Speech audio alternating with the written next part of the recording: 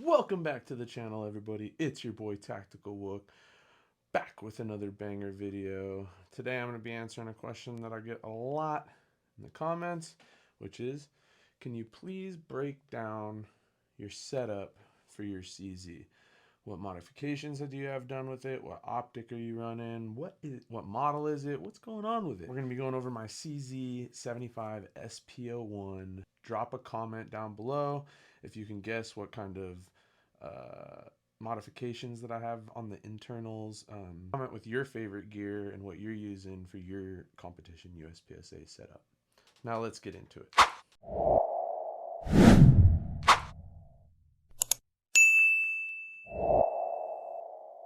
Before we get into it, safety first. We're going to check our firearm. We're going to lock the slide open. We're going to have a friend check for us as well. Make sure that the gun is safe and clear. Safety first always. The USPSA carry optic setup that I've been using for about the past 6 to 8 months, I want to say, is the CZ-75 SP-01. I used this gun back in production, and when I changed over to the carry optics, I went back to my original Glock 34 setup. Alpha Shooting Sports was amazing in hooking me up with a slide and barrel so that I could have some of the best functioning Glock parts out on the market.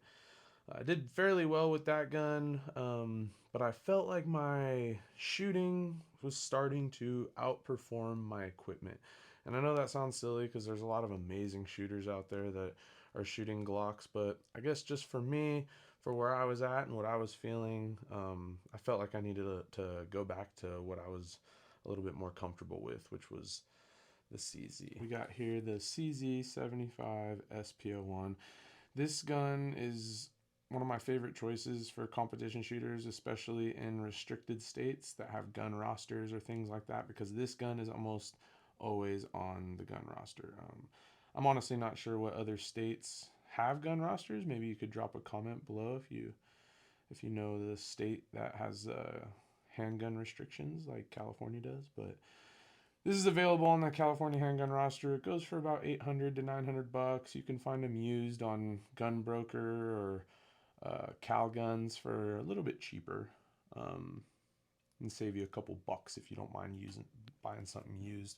Most of those guns on those websites have only been shot a couple hundred rounds anyway, so with the amount of abuse I've put this thing through, that would have never made a difference, and I kind of wish I would have went that route, because I bought this during COVID and I paid the piper, let me tell you. So I guess we can start off on the outside of the gun. Starting up top with the optic, running a Trijicon SRO that is mounted to a Trijicon plate that was milled and installed by Alpha Shooting Sports. Alpha Shooting Sports is my #1 choice when it comes to any kind of mill work, slide work, and especially for aftermarket Glock parts. They also make a bunch of amazing AR-15 parts for every caliber that you could think of. Definitely go over to the Alpha Shooting Sports website. The link is going to be in the description of this video. You can use my coupon code JB10 to get a 10% discount as well. Another big question I get all the time that I've answered in another video that I'll link below in the description as well is your dot blacked out? And yes, I include my dot. I cover it with Optic Gard up top. They made me this awesome custom Flower of Life optic cover with carbon fiber as well.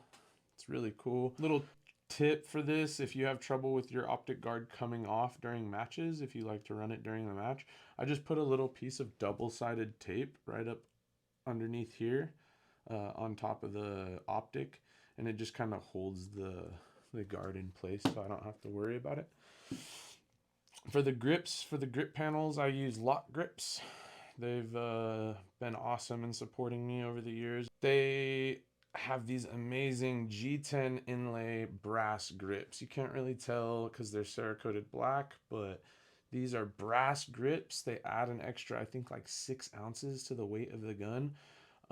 Really helps absorb that recoil, increasing the shootability of the gun. Love the feeling of a CZ grip. There's just something about the way that it fits and conforms to my hand. I have fairly large hands, so I'm able to consume the grips pretty well. And this G10 material here is just very aggressive and very sticky to your hands. I actually get calluses on my hands after a long day of shooting or practice. I also like to put a little strip of skateboard tape on the front strap and on the back strap of the grip. My skateboard tape on the back fell off, so I gotta replace that. Helps increase the traction and friction on the front and the back, which I hear a lot of people having trouble with when it comes to the CZs because they're steel frames. So you got steel back here and steel up here, and it's not a very, very aggressive texture on there. So get a little slippery. Putting a little grip tape really, really helps with that. We got the Lok Grips Shadow 2 extended mag release. Brass adds a little extra weight again and makes it easier to hit the magazine release to get those fast reloads into the gun. Also, one little thing a lot of people don't know about is the CZ75 SP-01 comes stock with something called a magazine brake that goes down the inside of the back strap of the mag well here. It's a tiny little piece of sheet metal that is in a curved shape that is used as a spring so that when you drop your mag out of your gun, it sticks. It's an old European thing that they use for law enforcement so that people can do tactical reloads and take the magazine, stow it, pull their new magazine out and get it in there. If you don't want that to happen, if you don't want your mags to stick all the time, go over to shootersconnection.com. There'll be a link down below in the description and grab yourself a Springer Precision magazine brake for the CZ75 SP-01, and that'll save you a lot of heartache and time on stages trying to shake your mag out of your gun. Just another little tip that I found out early on from my production days. Magazine questions I get a lot as well. I hear a lot of comments like, oh, he has infinite ammo, or, you know, he never has to reload. And that's because I'm running Rune Tactical springs and followers inside of my magazine tubes. I run both Gard tubes and factory CZ nickel plated tubes. I use Henning base pads, and as well as Taran Tactical. It doesn't make a difference. People will tell you that the base pad makes a difference.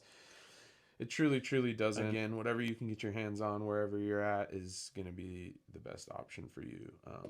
But yeah, the Rune Tactical spring and follower combined with the Henning or the Taran Tactical base pad will give you 24 rounds in the magazine, plus 1 in the chamber. There is a third option that I have one of them, but I don't use it all the time, and that's going to be the Team AC base pad and spring and follower combination. That will give you 25 in the mag plus 1 in the chamber. Use that at your own risk. I've definitely heard mixed reviews about it.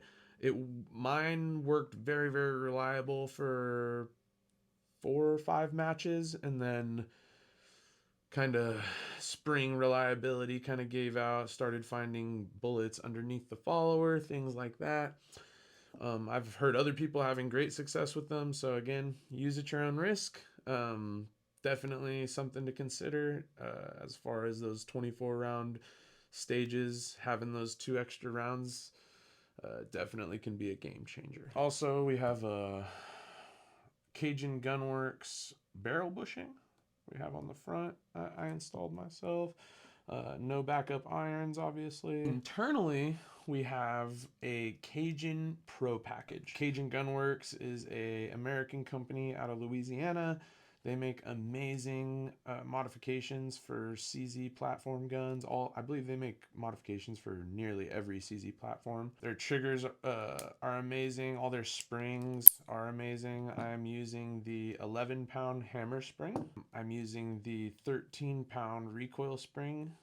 Cajun Gunworks has this awesome package of all the different recoil springs that you can buy and try them out and see which one works the best for you. I found 13 is just as easy and smooth as anything below that, but it just increases the reliability just enough so I don't have to worry about failure to feeds and things like that. I have no idea how much my trigger pound pull is. I want to say it's just over I want to say it's just under 3 pounds. Just under 3 pounds. It's like 2.9 pounds or something like that. Get a little trigger press for you guys. It's very nice. Pull the double action. The double action I think is like 6 pounds. You see the reset is very, very short reset there. Again, Cajun, just beautiful products, really, really easy to put together and work on. And then I've done a good amount of internal polishing as well. I polished the slide rails inside and outside, so the frame rails as well as the slide rails. I polished the trigger bar. So the trigger bar is very, very polished, very, very shiny. And then I polished the hammer bar. I believe it's, or hammer strut is what it's called. These really, really fine grit sandpaper and hand polished everything. I probably should have used the Dremel. Probably would have been the smart way to do it, but you know, I like to do stuff old school. Got the Cajun Gunworks race hammer that comes with the Cajun Pro package, which I really, really enjoy. So yeah, that's pretty much it. I hope I didn't forget anything. I'm very, very well known for doing that, but hope you guys enjoyed the video. If you guys have any other questions, please drop it down in the comments and I'll try to address them as soon as possible. Full build list as well as links to where I suggest you should buy all these things will be in the description of this video. Make sure you subscribe, like the video, share it with a friend, and I'll see you guys for the next one. Tactical Wook.